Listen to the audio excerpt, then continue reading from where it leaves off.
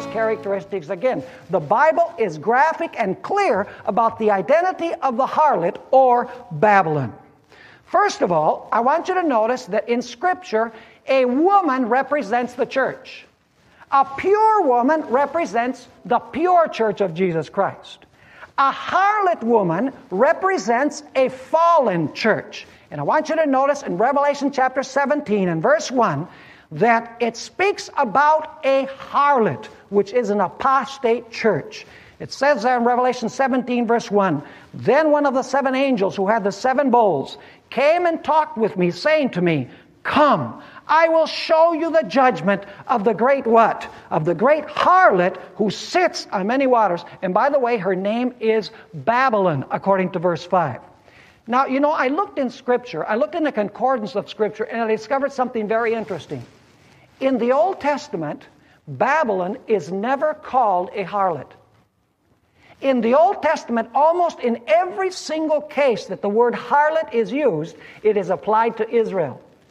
In other words, it's applied to God's people. In other words, in Revelation chapter 17, we're talking about the Christian church that has become Babylon.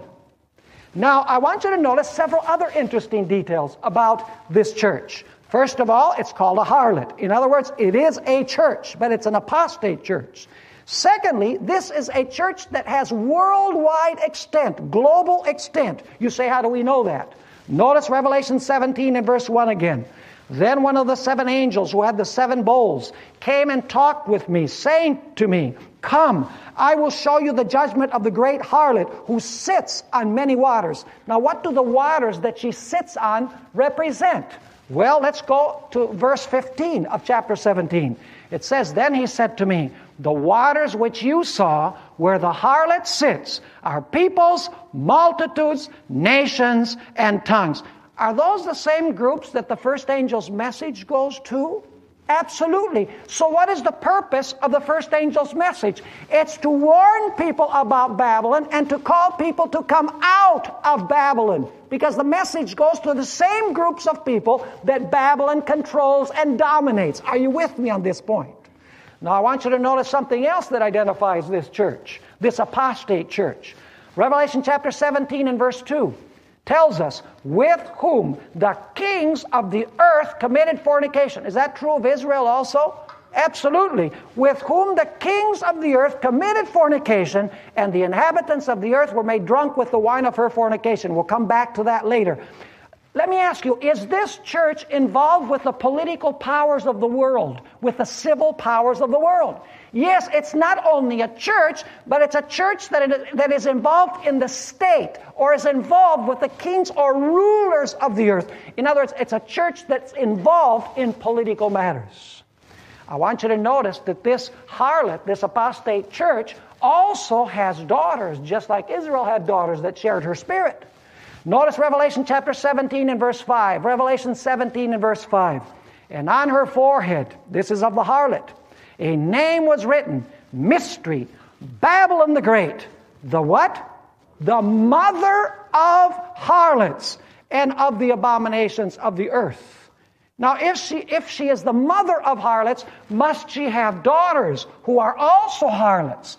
Absolutely. At some point in her history, she had daughters. After she had existed for a while, she had daughters that share many of the practices and teachings that she embraced or that she has. In other words, it's a system that has daughters. Notice also the colors that this apostate church majors in. Revelation chapter 17 and verse 4. "The woman was arrayed in what? In purple and scarlet." What are the predominant colors that are used by this religious organization? Purple and scarlet. I want you to notice that she doesn't use blue. You'll never find blue in this system. And you say, why don't you find blue? Let's go to Numbers 15, verses 38 to 41. Numbers 15, 38 to 41. I'm going to tell you now why this system majors in purple and scarlet, but does not use blue. It says in Numbers chapter 15, verse 38, "Again, the Lord spoke to Moses, saying, Speak to the children of Israel, Tell them to make tassels on the corners of their garments throughout their generations. And to put a what? A blue thread in the tassels of the corners. Now, why a blue thread? Let's continue reading. And you shall have the tassel, that you may look upon it and remember all the commandments of the Lord and do them. What is the purpose of the blue? To remember all of the what? All of the commandments. Would the harlot do that? She can't wear blue. And so it says, and you shall have the tassel that you may look upon it and remember all the commandments of the Lord and do them. And notice, and that you may not follow the harlotry. What saves us from harlotry? Blue. Notice, it says, and that you may not follow the harlotry to which your own heart and your own eyes are inclined, and that you may remember and do all my commandments. We're coming back to this one a little later in our series. And be holy for your God. I am the Lord your God, who brought you out of the land of Egypt to be your God. I am the Lord your God. In other words, he's saying, I am your husband and you are my wife. You shall not be a harlot. In order to remember not to be a harlot and to keep my commandments, you're going to wear this blue thread. Blue. With this religious system, you'll never find the color blue used, which is very, very interesting. Now, you'll notice also that this is a very rich apostate church that majors in silver and gold. Notice Revelation chapter 17 and verse 4. Revelation 17, verse 4. The woman was arrayed in purple and scarlet, and adorned with what? With gold and precious stones and pearls, having in her hand a golden cup full of abominations and the filthiness of her fornication. I want you to notice also that this church has a history stained in blood. In other words, it's a church that has persecuted God's faithful people and has shed their blood throughout her history. Notice Revelation chapter 17 and verse 6. Revelation 17, verse 6. I saw the woman, this is the harlot, drunk with the blood of the saints and with the blood of the martyrs of Jesus. And when I saw her, I marveled with great amazement. In other words, she's a murderess. She kills those who don't agree with her. Now, I want you to notice also that Revelation 17 says that someday the kings of the earth are going to hate her, and they're going to make her naked, just like happened with Israel in the Old Testament. Notice Revelation chapter 17 and verse 16. Revelation 17, verse 16. And the 10 horns which you saw on the beast, these will hate the harlot, make her desolate and what?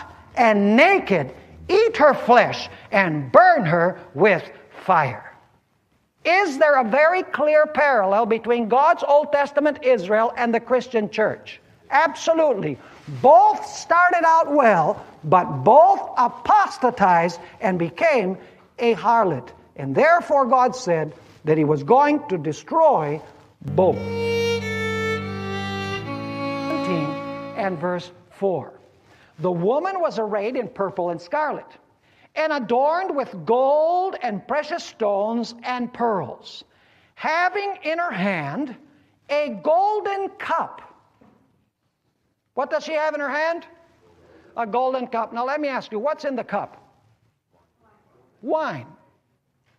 You know, I want to share with you an interesting pilgrimage that I had a few years ago. You know, I wanted to know what wine represented here in Revelation 17 because we're dealing with symbols. The woman is not a literal woman, it's a system. The waters are symbolic.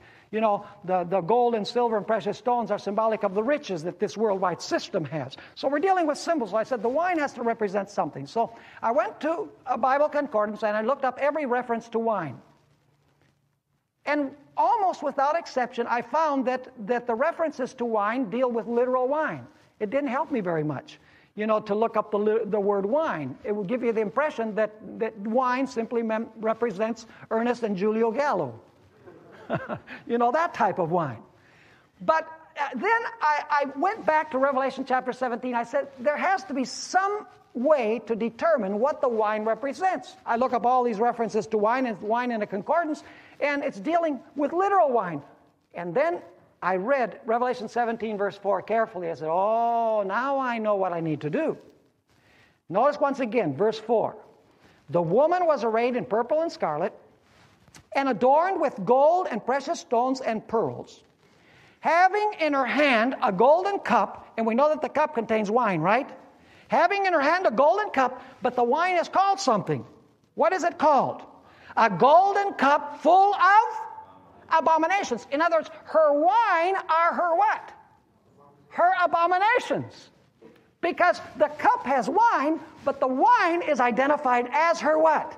Abominations and the filthiness of her fornication. Then I said, well, then I need to look up the word abominations. And when I looked up the word abominations, a whole scenario opened up to view, which I'm going to share with you in a few moments. Now let me ask you, what does the harlot do with this wine, according to Revelation 17? She's got it in the cup, you know. She's got her wine or her abominations in the cup. What does she do with the wine? Does she just drink it herself? No. She's not the only one intoxicated. She uses it to intoxicate the inhabitants of the earth. Notice Revelation chapter 17 and verse 2. Revelation 17 and verse 2. With whom the kings of the earth committed fornication, and the inhabitants of the earth were made what? Drunk with the wine of her fornication. Let me ask you, are the inhabitants of the earth made drunk with her abominations? Yes, because the wine are her abominations. Is that point clear in your mind? It's the abominations or the wine of Babylon that makes people drunk. Let me ask you something. How many of you have ever tried to give a Bible study to a drunk? It's impossible. I mean, because their mind is affected. There's no way that they can grasp or understand truth because they're intoxicated. And so this religious system has given her wine or her abominations to the nations, and the nations have drunk these abominations. They've drunk this wine, and as a result, truth doesn't appeal to them. It doesn't make sense to them. In fact, notice Jeremiah chapter 51 and verse 7, where there's a similar idea. Jeremiah 51 and verse 7. Babylon was a golden cup in the Lord's hand that made all the earth what? Drunk. The nations drank her wine. This is not God's wine. This is whose wine? Babylon's wine. Therefore, the nations are what? Are deranged. Do you know what the word deranged there means? It means the nations are out of their mind. They cannot think straight, is what it's saying. In other words, the abominations of this system lead people to be mentally unbalanced, intoxicated in a way that they cannot grasp truth. They simply cannot understand the truth. It's like a drunkard.